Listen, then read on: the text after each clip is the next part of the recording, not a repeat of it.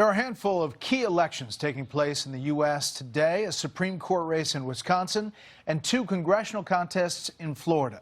Both are seen as early indicators of how voters are feeling about President Trump and his agenda. We have Fox team coverage tonight. Mark Meredith in Daytona Beach, Florida, with a pair of races in that state that could impact the balance of power in the House. But we begin with senior correspondent Mike Tobin in Pewaukee, Wisconsin. Good evening, Mike.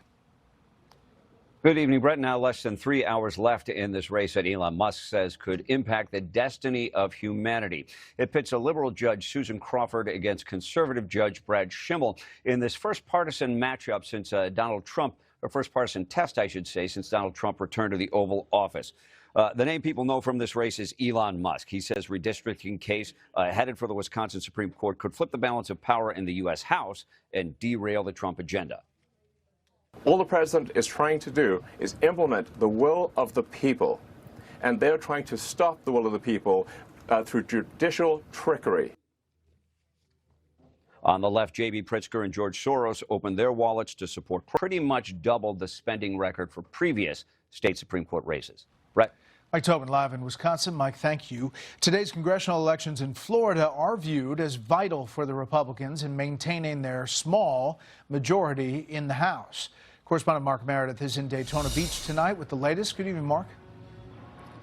Brett, good evening to you. Tonight, Florida Republicans are trying to defend their turf. The area where these two special elections are happening are in traditionally conservative districts, but Democrats, they're fired up. They are hoping for an upset as the party tries to move on from November's previous losses. The first race, where we are here in Daytona, we are seeing Republican State Senator Randy Fine. He is a Harvard grad who founded a casino consulting company. He's running for the seat White House National Security Advisor Mike Waltz recently had, and he's been endorsed by President Trump.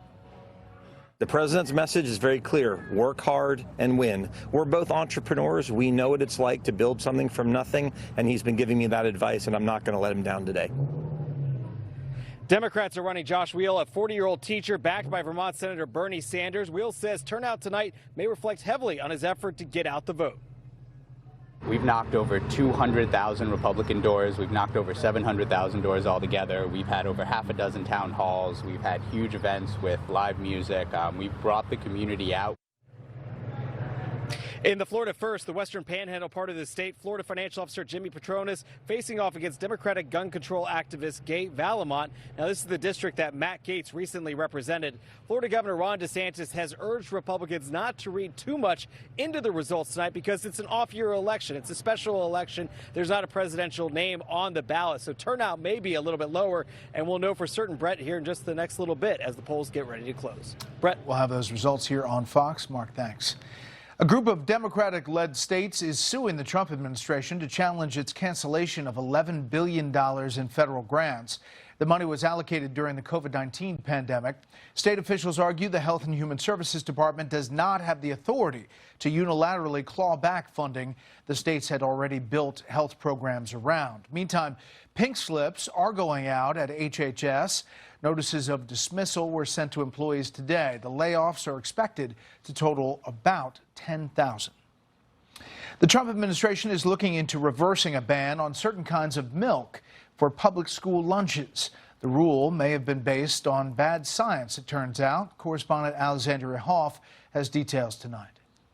Got whole milk? Ask that question to almost 30 million U.S. school children, and the answer is no. I don't know where things got off the rails. Since 2012, both whole milk and 2% have been banned in public schools that participate in the National School Lunch Program. It was an effort to cut down on obesity and saturated fat intake. But newer research suggests that dairy fat doesn't impact blood pressure, cholesterol, or weight in the ways previously thought. Now, can other foods lower bad cholesterol and reduce cardiovascular risk? Absolutely. But they can't provide the 13 essential nutrients in milk. Numerous systematic reviews have found that higher fat milk consumption to be associated with lower childhood obesity. Today, the Senate Agriculture Committee held a hearing to discuss reversing the ban. Versions of the Whole Milk for Healthy Kids Act are pending in both chambers of Congress. Overall, the legislation has received bipartisan support, but some Democrats are hesitant. Do you know any major health groups that support this bill? I can't. I don't have information to that regard. School nutrition programs are required to meet USDA standards set by the Dietary Guidelines for Americans. 2025's report, released under the previous administration, found that full-fat milk may be associated with favorable growth and body composition in young children, but declined to alter its low-fat recommendation. HHS Secretary Robert F. Kennedy Jr. called the guidelines antiquated in a post last month, encouraging a return to whole milk. According to the USDA, only about 34% of adolescents drink milk of any kind on a daily basis. That's down from 48% in 2006 and 78% in the 1970s.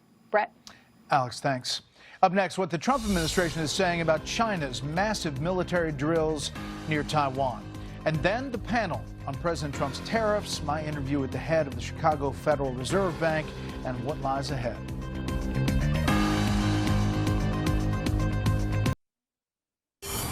Welcome to Jesse Waters Prime Time tonight. He's got a wife that's an American citizen. He's got a disabled child. What they're actually doing is sweeping up people based upon their appearance and not even going through the basic identity checks. Why are Democrats defending terrorists? If you just saw the headline, you would think this individual was Father of the Year. He is a leader in the brutal MS-13 gang. Of course, she watches the debate. She's unhappy, and she thinks, oh gosh, if they rush him out, then Kamala Harris is going to be in. And she doesn't think that Kamala Harris can win. Nancy Pelosi, the backstabber. So she really wanted a mini primary. Yes, absolutely. NBC actually has a video that's never been seen before. It allegedly shows Oswald near the vehicle when the assassination took place, which means that he couldn't have been the shooter. The CIA, JFK, and the search for truth. No, I don't believe Lee Harvey Oswald shot President Kennedy. I don't think the evidence supports that. Plus, we're coming for them. And I hope they see this segment.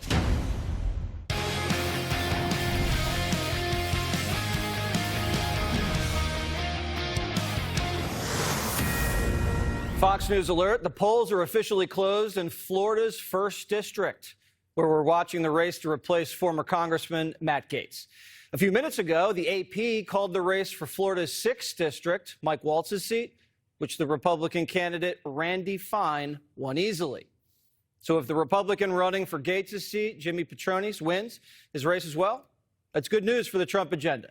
And Republicans will keep their margin in the House, and we'll keep you posted. Fox News alert, the Associated Press is calling the race for Florida's 1st District for Republican candidate Jimmy Patronis, who had Trump's full endorsement.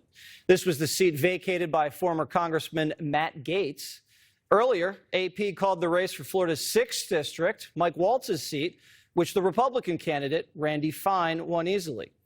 Trump just posted on Truth Social, both Florida House seats have been won big by the Republican candidate. The Trump endorsement, as always, proved far greater than the Democrats' forces of evil. Congratulations to America. Welcome to this Fox News at Night election update. I'm Trace Gallagher in Los Angeles. We have breaking news. The state Supreme Court race in Wisconsin has just been called.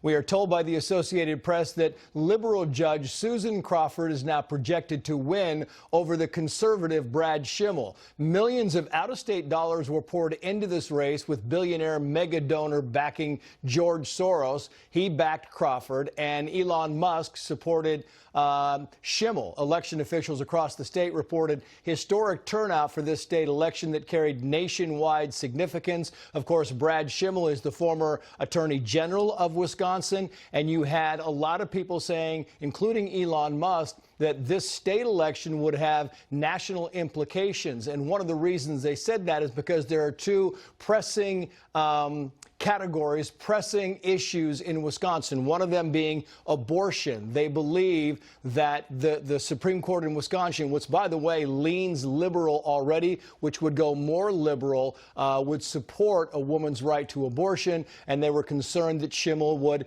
hinder that right. They're also talking about redrawing the congressional congressional districts, redistricting in Wisconsin, which could change the congressional boundaries, which could change the outcome of congressional races. Jeff Paul is live with us here on set to give us more information about this judge's race. Jeff. Yeah, and Trace, we are getting some new numbers pouring in as more and more votes start coming into the race. And at the moment, it shows about 70% of the votes have been counted in this race, showing the liberal judge Susan Crawford ahead by about 200,000 votes. And, you know, typically when you have a race like this, especially in a state that is so split, it usually takes some time. I think it is a bit surprising that it was called so soon, but the numbers speak for themselves.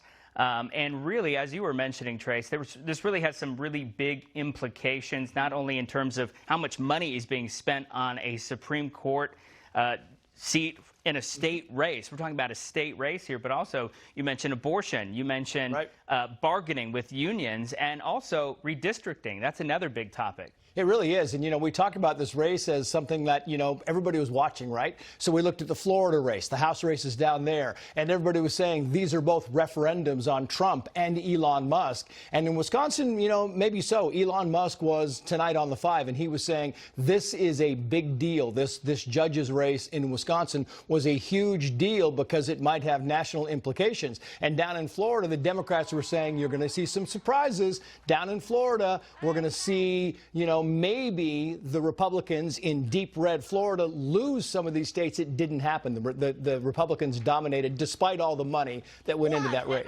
Wasn't even close, actually, down in Florida. I mean, the Republicans did really, really well there. The DNC put out a statement trying to say that it shows signs that Florida is blinking red. But, I mean, when you look at the numbers, and these are deep red places. I mean, it would have taken a catastrophic event, I think, to flip these seats, especially seats held by Matt Gaetz, the former congressman who withdrew when he was appointed by Trump, and then you've got Mike Waltz's seat. So I don't know. It's pretty red down there. It should be noted that Mike Waltz won his race by some 30-plus points. Matt Gaetz won his race by some 30-plus points. The numbers were not that big, but in a special election, the turnout also wasn't that big. But still, these were dominating victories for Republicans there. Meantime, very quickly, for updating our audience, the race has just been called in the Milwaukee Supreme Court. We now know that Brad Schimmel has now lost to Susan Crawford. We'll have full coverage on